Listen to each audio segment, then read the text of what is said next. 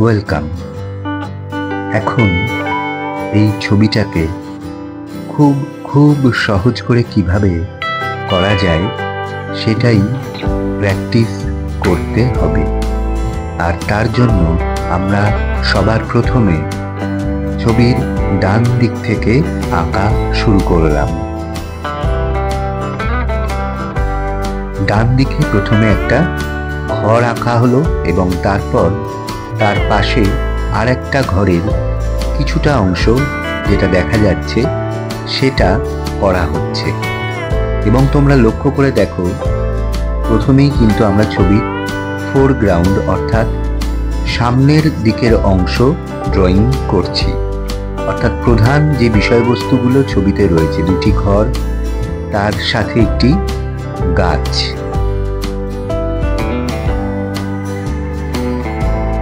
তোমরা লক্ষ্য করে থাকবে যে ড্রয়িংটা পরপর কিভাবে করা হচ্ছে, অর্থাৎ পরপর মানে স্টেপ বাই স্টেপ একটার সাথে আরেকটা কিভাবে জড়িয়ে রয়েছে বিষয়বস্তুগুলি। যেমন প্রথম বিষয় ছিল আমাদের একটা ঘর, সেই ঘরটা আঁকার পর তার পাশের ঘরটা আঁকা হয়েছে, তারপর ঘর দুটো আঁকা হয়ে গেলে পিছনের গাছটা করা হয়েছে এবং তারপর ডাঙা এবং তারও পরে নৌকাটা করা হচ্ছে। অর্থাৎ একটার সাথে আরেকটা বিষয়বস্তু যেভাবে পরপর আসছে সেভাবেই কিন্তু ড্রয়িংটা করা হচ্ছে। ইতস্তত এদিক ওদিক ঘোরাঘুরি করা হচ্ছে না কাগজের মধ্যে। অর্থাৎ কিনা প্রথমে ঘর, তারপর ব্যাকগ্রাউন্ড, তারপর নৌকা, এরকম এদিক সেদিক করে কিন্তু ড্রয়িংটা কখনোই তোমরা করবে না। পরপর একটার সাথে আরেকটা বিষয়বস্তু যেভাবে আছে সেভাবে ড্রয়িংটা করলে ড্রয়িংটা কিন্তু নির্ভুল হবে।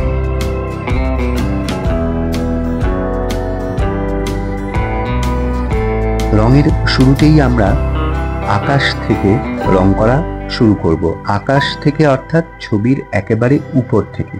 কাগজের উপর থেকে রং করতে করতে আমরা নিচের দিকে নামবো। তাই প্রথমেই ব্যাকগ্রাউন্ড, যেটা কাগজের উপরের অংশে রয়েছে, আকাশ, এটা আমরা রং করলাম এবং তার জন্য আমরা ব্যবহার করলাম হালকা নীল রং।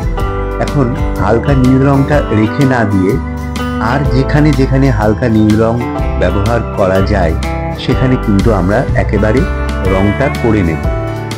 অর্থাৎ আকাশ করার পর আমরা কোথায় রং করছি? জল।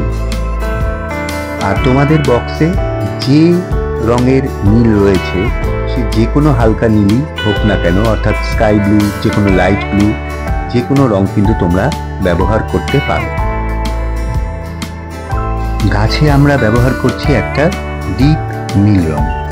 যে কোনো ডিপ নীল তোমরা এক্ষেত্রে ব্যবহার করতে পারো। যেমন প্রুশিয়ান ব্লু, এই রংটা কিন্তু ব্যবহার করা যেতে পারে। আর একটা মজার ব্যাপার দেখো, এখনো পর্যন্ত ছবিতে কিন্তু যতটা রং করা হয়েছে পুরোটাই দু ধরনের নীলের শেড। এই প্রথম আমরা অন্য রং ব্যবহার করছি, বার্ন্ড সিয়েনা বা বার্ন্ড সিয়েনা না থাকলে লাইট ব্রাউন।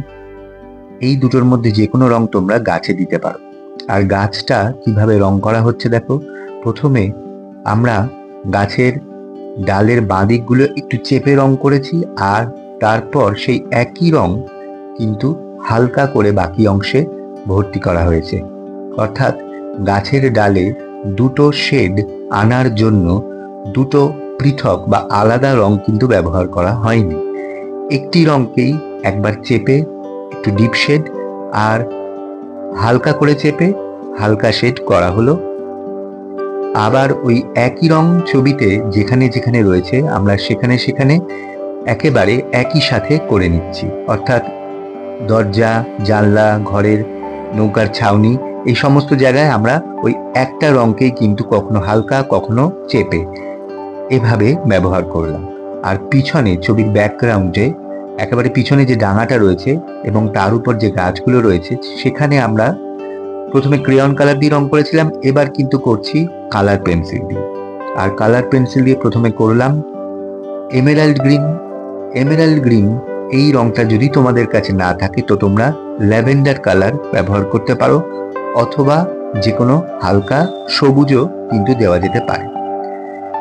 আর নিচের অংশে আমরা অর্থাৎ ডাঙায় দিচ্ছি হালকা সবুজ, যে কোনো লাইট গ্রিন অথবা ইয়েলো গ্রিন যদি থাকে তোমাদের বক্সে, তোমরা সেটা কিন্তু স্বচ্ছন্দে ব্যবহার করতে পারবে। আর তার উপর দেব লেমন ইয়েলো। আর ডান দিকে যে গাছটা রয়েছে ঘর দুটির উপরে, সেখানে আমরা ব্লু এর ওপর ব্যবহার করছি ডার্ক গ্রিন। আর ডার্ক গ্রিনের ওপর সামান্য অংশ তোমরা একটু ফাঁকা রাখবে, ফাঁকা রেখে নিচের দিকটা অর্থাৎ গাছের পাতার অংশ যেখানে রয়েছে সেই নিচের দিকের অংশটাতে গাঢ় সবুজ বা ডার্ক গ্রিন রংটা ব্যবহার করতে পারো। আর উপরে দিয়ে দিলাম লেমন ইয়েলো। এবার ঘর দুটি এবং গাছটি যে ডাঙার উপর রয়েছে সেই ডাঙাটা রং করতে হবে। আর সেখানে কিন্তু আমরা একটু অন্য ধরনের একটা সবুজ রং ব্যবহার করছি। তোমরা ব্যবহার করতে পারো স্যাপ গ্রিন। এখানে স্যাপ গ্রিন দেওয়া হচ্ছে। স্যাপ গ্রিন যদি কোনো কারণে তোমার বক্সে না থাকে তো তুমি কিন্তু তার বদলে অলিভ গ্রিন এই রংটাও ব্যবহার করতে পারো।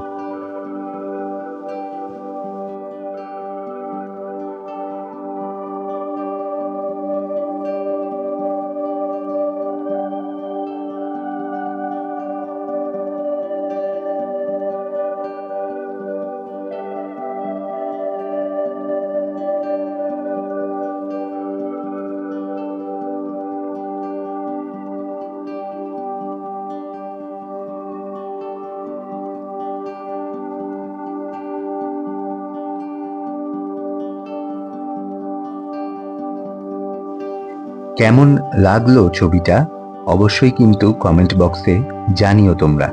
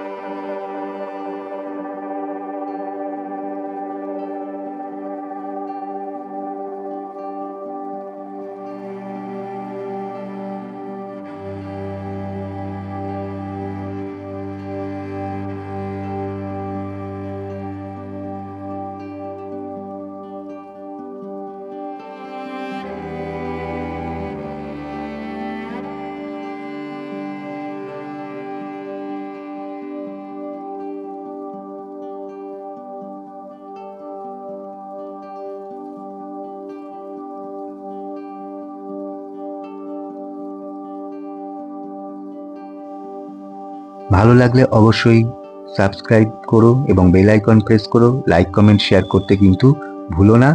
আবারও দেখা হবে। সবাই খুব খুব ভালো থেকো আর মজা করে ছবি আঁকতে থাকো। টাটা।